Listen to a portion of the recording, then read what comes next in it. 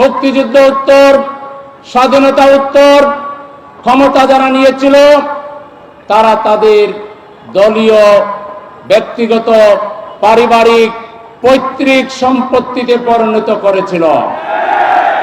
তারা প্রতিপক্ষকে রাজাকার বানানোর জন্য, স্বাধীনতা বিরোধী বানানোর জন্য একটু স্বাধীনভাবে মর্যাদা নিয়ে একজন সাংবাদিক যদি লিখেছে, কথা বলেছে টক শোতে, কিংবা কোনো সিনিয়র সিটিজেন নিজের স্বাধীন মত প্রকাশ করেছেন, তিনি রাজাকার হয়ে গেছেন।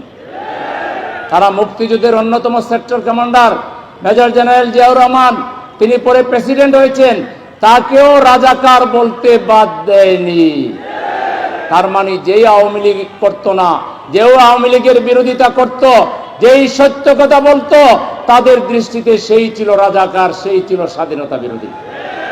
ভবিষ্যতে বাংলাদেশে যারা রাজনীতি করবেন, তাদের কথায়, আচরণে যদি দখলদারি মানসিকতা তৈরি হয়, এককভাবে শুধু আপনারাই থাকবেন আর কেউ থাকবে না, এটা যে কেউ যদি পোষণ করে, বাংলাদেশে যে কেউ এটা করবে, তার পরিণতি হবে শেখ হাসিনার পরিণতি। এজন্য বাংলাদেশের রাজনীতি হলো মিলেমিশে চলার রাজনীতি। আসসালামু আলাইকুম ওয়া রাহমাতুল্লাহি ওয়া বারাকাতুহু। আলহামদুলিল্লাহি রাব্বিল আলামিন, ওয়াসসালাতু ওয়াসসালামু আলা সাইয়্যিদিল আমবিয়া ওয়াল মুরসালিন ওয়া আলা আলিহি ওয়া সাহবিহি আজমাইন। বাংলাদেশের গণমানুষের প্রিয় ঠিকানা, প্রাণ প্রিয় শহীদি কাফেলা বাংলাদেশ জামায়াতে ইসলামী ঢাকা মহানগরী উত্তরের উত্তরা এলাকা কর্তৃক আজকের এই ঐতিহাসিক বিজয় র্যালি এবং আজকের এই আলোচনা সভার সংগ্রামী নেতৃবৃন্দ, মহানগরীর নায়েবে আমিরবৃন্দ, মহানগরীর সংগ্রামী সেক্রেটারি, অত্র এলাকার সম্মানিত নেতৃবৃন্দ, ব্যবসায়ীবৃন্দ, সাংবাদিকবৃন্দ, প্রশাসনের বিভিন্ন পর্যায়ের ভাইরা, আজকের এই প্রোগ্রামে উপস্থিত সর্বস্তরের সংগ্রামী উপস্থিতি, সবাইকে শুরুতে ৫৪তম বিজয় দিবসের শুভেচ্ছা জ্ঞাপন করছি। সংগ্রামী নগরবাসী, আজ থেকে ৫৩ বছর আগে যে স্বাধীনতা আমরা অর্জন করেছিলাম ১৬ই ডিসেম্বরে, সেই স্বাধীনতাকে খাঁচায় বন্দী করা হয়েছিল, সেই স্বাধীনতাকে হাইজ্যাক করা হয়েছিল, সেই স্বাধীনতার সুফলকে জনগণের কাছে পৌঁছাতে সম্পূর্ণরূপে ব্যর্থ হয়েছিল তৎকালীন নেতৃবৃন্দ। একটা দেশ যখন স্বাধীনতা লাভ করে, সেই সংগ্রামে প্রত্যক্ষ পরোক্ষ বহুভাবে মানুষ অবদান রাখে। বহু মানুষ সেই সময় নামাজ পড়ে আল্লাহর দরবারে দোয়া করেছে, কান্নাকাটি করেছে, মুক্তিযুদ্ধে যেতে পারেনি, কিন্তু মুক্তিযোদ্ধাদেরকে তারা আহার করিয়েছে, খাবার দিয়েছে, আশ্রয় দিয়েছে, শত্রুর মোকাবেলায় আড়াল করে তাদেরকে নিরাপদ করেছে। এভাবে একটা স্বাধীনতা সংগ্রামে গোটা জাতি ভূমিকা রেখেছে। সেই ভূমিকাকে মুক্তিযুদ্ধ উত্তর, স্বাধীনতা উত্তর ক্ষমতা যারা নিয়েছিল, তারা তাদের দলীয়, ব্যক্তিগত, পারিবারিক, পৈতৃক সম্পত্তিতে পরিণত করেছিল। তারা প্রতিপক্ষকে রাজাকার বানানোর জন্য, স্বাধীনতা বিরোধী বানানোর জন্য একটু স্বাধীনভাবে মর্যাদা নিয়ে একজন সাংবাদিক যদি লিখেছে, কথা বলেছে টক শোতে, কিংবা কোনো সিনিয়র সিটিজেন দুটি কথা মত বিনিময় করেছেন, নিজের স্বাধীন মত প্রকাশ করেছেন, তিনি রাজাকার হয়ে গেছেন। তারা মুক্তিযুদ্ধের অন্যতম sector commander major general Ziaur Rahman, তিনি পরে প্রেসিডেন্ট হয়েছেন, তাকেও রাজাকার বলতে বাদ দেয়নি। তার মানে যেই আওয়ামী লীগ করতো না, যেও আওয়ামী লীগের বিরোধিতা করত, যেই সত্য কথা বলতো, তাদের দৃষ্টিতে সেই ছিল রাজাকার, সেই ছিল স্বাধীনতা বিরোধী। রাজাকার বলতে বলতে এই রাজাকারের তকমা ব্যবহার করে সাথে আরেকটা যোগ করেছিল জঙ্গিবাদ।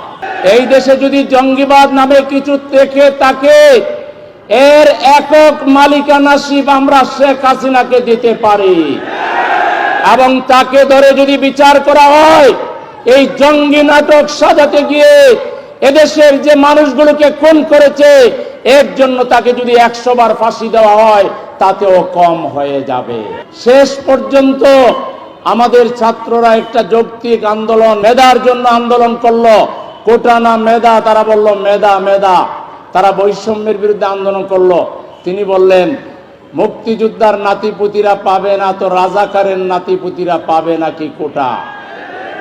সেই দিনই তার কপাল পড়ে গেছে। ঢাকা বিশ্ববিদ্যালয় সহ, জাহাঙ্গীরনগর বিশ্ববিদ্যালয় সহ বাংলাদেশের সকল বিশ্ববিদ্যালয়ের ছাত্র ছাত্রীরা গভীর রজনীতে বিশ্ববিদ্যালয়গুলোতে তারা স্লোগান ধরেছে, তুমি কে আমি কে, রাজাকার রাজাকার, কে বলেছে কে বলেছে, স্বৈরাচার স্বৈরাচার। জামাত শিবিরের বিরুদ্ধে এমন কোন কাজ আপনি বাকি নাই, করেন নাই। আমাদেরকে হাঁটতে দেন নাই, চলতে দেন নাই, বাসে চড়তে দেন নাই, আমাদেরকে হোটেলে বসে চা খেতে দেন নাই, ঔষধ কিনতে দেন নাই, আমাদেরকে নামাজ পড়তে বাধা দিয়েছেন ঈদগাহে, আমাদেরকে রোজার ঈদে, কোরবানির ঈদে, ঈদের নামাজ পড়তেও আপনি বাধা দিয়েছেন, গ্রেফতার করেছেন।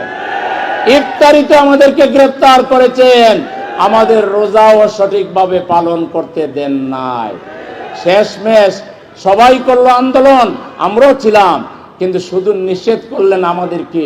আপনি করলেন আমাদেরকে নিষিদ্ধ 1 তারিখে, আর 72 ঘন্টার মধ্যে বাংলাদেশের 18 কোটি মানুষ আপনাকে নির্বাসনে পাঠালো।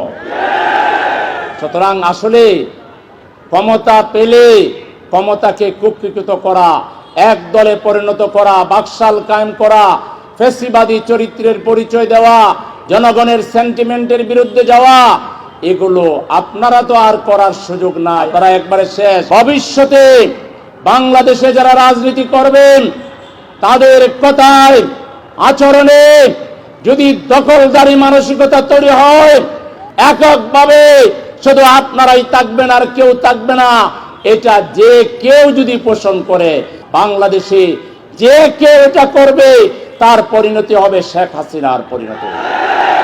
এই জন্য বাংলাদেশের রাজনীতি হলো মিলেমিশে চলার রাজনীতি। বাংলাদেশের রাজনীতি হলো সহনশীলতার রাজনীতি। বাংলাদেশের রাজনীতি হলো সৌহার্দ্যের রাজনীতি, সম্প্রীতির রাজনীতি। এর বাইরে চাঁদাবাজি, টেন্ডারবাজি, দখলবাজি, এরকম কোন মানসিকতা যদি কোন দল পোষণ করেন, ইতিহাসের আস্থা করে যাওয়া ছাড়া কোনো বিকল্প থাকবে না। ইনশাআল্লাহ এদেশের রাজনীতির চাবিকাঠি, প্রশাসনের চাবিকাঠি যদি জামায়াতে ইসলামীর হাতে আসে, আমরা 18 কোটি মানুষকে বাংলাদেশের মালিক বানাবো ইনশাআল্লাহ। 18 কোটি মানুষ স্বাধীনভাবে মাথা উঁচু করে সে ব্যবসা করবে, বাণিজ্য করবে, চাকরি করবে, তার মনের কথা সে প্রকাশ করবে, তার সন্তানকে পড়ালেখা করে বাংলাদেশকে নেতৃত্ব দেওয়ার জন্য উপযোগী করে গড়ে তুলবে। আমরা এমন একটা ইনক্লুসিভ বাংলাদেশ করব, যেই বাংলাদেশে কোনো দলবাজি থাকবে না। আমরা সব ক্লাসের মানুষকে পার্লামেন্টে নিয়ে যাব। আমাদের ছাত্রদের প্রতিনিধি থাকবে, যুবকদের প্রতিনিধি থাকবে, শ্রমিকদের থাকবে, আলেমদের থাকবে, খতিবদের থাকবে, ব্যবসায়ীদের থাকবে। আমরা নৃতাত্ত্বিক যে গোষ্ঠী রয়েছে, উপজাতি যারা রয়েছে, সবার প্রতিনিধিত্ব পার্লামেন্টে আমরা নিশ্চিত করব এবং সবাইকে পার্লামেন্টে কথা বলার সুযোগ দিব। সবাই তাদের দাবি পার্লামেন্টে তুলে ধরবে। সেখান থেকে মন্ত্রণালয় থেকে সেগুলো যাচাই বাছাই করে ন্যায্য দাবিগুলো পূরণ করার জন্য সরকার উদ্যোগী হয়ে ভূমিকা পালন করবে। রাস্তায় কাউকে আন্দোলন করা লাগবে না, রাস্তায় দাবি দেওয়া পেশ করতে হবে না। একটা অত্যাধুনিক কল্যাণ রাষ্ট্র, আধুনিক কল্যাণ রাষ্ট্র বাংলাদেশকে উপহার দিবে বাংলাদেশ জামায়াতে ইসলামী। বাংলাদেশ জামায়াতে ইসলামী যে কথা বলছে, এটা শুধু মুখের কথা নয়। জামায়াতে ইসলামী বিগত 53 বছরে আমরা লোক তৈরি করেছি, অর্থনৈতিক ফিল্ডে করেছি, সাংস্কৃতিক ফিল্ডে করেছি, শিক্ষা ক্ষেত্রে আমরা লোক তৈরি করেছি, স্বাস্থ্য ডিপার্টমেন্টে আমরা লোক তৈরি, প্রতিষ্ঠান তৈরি করেছি, আমরা টেস্ট করেছি, আমাদের লোকগুলো কতটুকু ক্যাপাবল, আমাদের লোকগুলো দুর্নীতি মুক্তভাবে, স্বার্থপরতা মুক্তভাবে, স্বজনপ্রীতির ঊর্ধ্বে উঠে সবাইকে সার্ভিস দিতে পারে কিনা আমরা সেটা প্রমাণ করেছি, আমরা সেটা পারব। আপনারা জামাত ইসলামীর সাথে থাকবেন, সহযোগিতা করবেন। আপনাদেরকে সাথে নিয়ে আমরা একটা উন্নত বাংলাদেশ, সমৃদ্ধ বাংলাদেশ, একটা সমৃদ্ধ আধুনিক নগরী আমরা গড়ে তুলব ইনশাআল্লাহ। আর জামাত ইসলামীর কথা এবং কাজের মধ্যে যদি বেমিল পান, উল্টাপাল্টা পান, তাহলে সেটাও আপনারা দরে দিতে কোনটা বোধ করবেন না। আপনারা আমাদের কোনো ত্রুটি দেখলে আমাদেরকে বলবেন, আমাদেরকে সংশোধন করে দিবেন। আমরা সংশোধন হতে রাজি আছি। আমরা একটা আধুনিক কল্যাণ রাষ্ট্র প্রতিষ্ঠার জন্য যে কোনো ত্যাগ স্বীকার করার জন্য আমরা প্রস্তুত রয়েছি। আমরা আমাদের জনগণের দোয়া চাই, ভালোবাসা চাই, সহযোগিতা চাই। আমরা একটা স্বস্তির বাংলাদেশ, নিরাপদ বাংলাদেশ আমরা চাই। আমরা যদি বাংলাদেশে ইনশাআল্লাহ জনগণের সহযোগিতা পাই, এখানে শিশুদের অধিকার, শিশুদেরকে বেড়ে ওঠার একটা উন্নত ব্যবস্থা, পরিকল্পনা আমরা নিব। নারীর অধিকার আমরা দেব। অনেকে বলে জামাত ক্ষমতায় গেলে নারীদের কেমন বান্দা বাঁধবে, এরা হুচট খায় সব মারা যাবে। জামাত ইসলামী থেকে মহিলা সংগঠন নাই? আমাদের পুরুষের যত সদস্য, মহিলার সমান পরিমাণ সদস্য আছে। আমাদের পুরুষ কর্মীর চাইতে মহিলা কর্মী আরো বেশি আছে। আমরা যদি তাদেরকে মেরে ফেলার পরিকল্পনা থাকতো, ওরা কি আমাদের দল করত? জামাত ইসলামীতে মহিলা থাকবে মায়ের মর্যাদায়, বোনের মর্যাদায় থাকবে। নারীরা এক প্রান্ত থেকে আরেক প্রান্ত রাতের আধারে ঘুরে বেড়াবে। কোন যুবক কিংবা কোন মানুষের সাহস হবে না বাঁকা চুকে অসৎ উদ্দেশ্যে কোন নারীর দিকে, কোন বোনের দিকে, কোন মায়ের দিকে তাকাবে। এরকম কোন পরিবেশ বাংলাদেশে থাকবে না। সবাইকে ধন্যবাদ জানিয়ে আমি আমার কথা এখানে শেষ করছি। আল্লাহ হাফেজ। বাংলাদেশ জিন্দাবাদ, বাংলাদেশ জামাত ইসলামী জিন্দাবাদ।